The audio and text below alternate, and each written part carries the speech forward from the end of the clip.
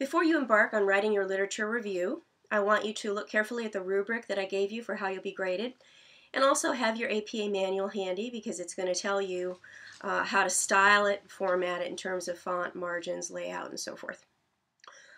But first, let's talk about do's and don'ts and what to do in your literature review and what to avoid. The purpose of a literature review is to give just a very big picture of everything that's known on your little topic, so that A, you're completely up to speed on everything that's known before embarking on your research, and B, the reader of your full APA paper, before hearing anything at all about your research, will know about everyone else's. So the first defining feature of this literature review is it is not about you, it's not about your hypotheses, and it's not about even your research project. It isn't about you. It's not even about your opinions. In fact, I prefer not to have any opinions in this particular section of the paper.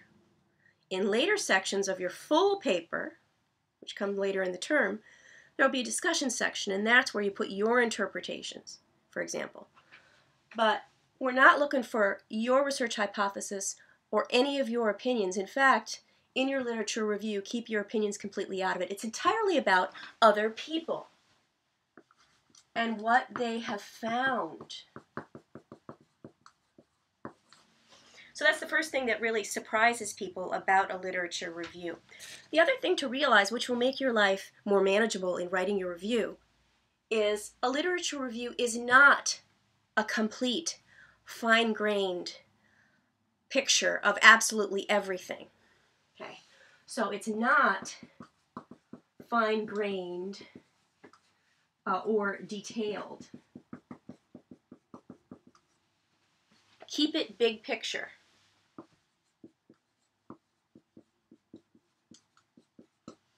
You'll be extracting the main kernels of the findings. You won't be talking about, and the sample size was this, and the p-value was that, etc. No. Keep it big picture. Don't get bogged down in details. The other important factor in limiting your workload and keeping focus in your literature review is to realize the topic is not going to be overly broad.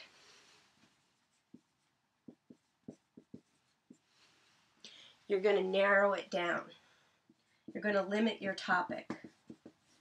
For example, if you're studying depression in college students and whether exercise helps, your literature review should be limited to not all treatments for depression, that would be broad, but everything that's known about exercise treating depression. And it might not be about depression in absolutely everybody. If there's a literature on depression in college students, which is who you're studying, you could limit it to that. Now, if there isn't anything on college students, you would of course say, well, here's what we know in general about depression and exercise. Okay, so it's not absolutely everything that's known about depression. It's not absolutely everything that's known about exercise. And it's not in every single population necessarily. You need to really limit the literature search, and that's going to be a judgment call. And finally, a literature review is integrative. And what do I mean when I say that it's integrative? This is one of the most important quality issues. It's not just a list. So it's not just a laundry list of what's known about the topic. It's an integration. It's a story that pulls everything that's known and then says, well, what are the implications then going forward? You might be able to say, so, in summarizing all of these different studies, here's the pattern that's emerging. Or here's the sequence that's taken place, they found this and this and this and this. Or here are various paradigms that have happened in this field.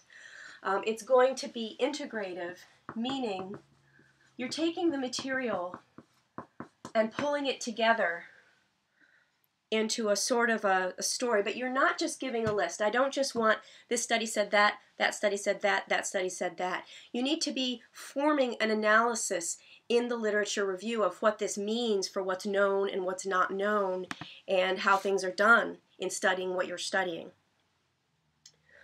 And finally, how much to write about each paper. A common mistake if you have, let's say you have 20 references, 20 articles that you're covering for your literature review.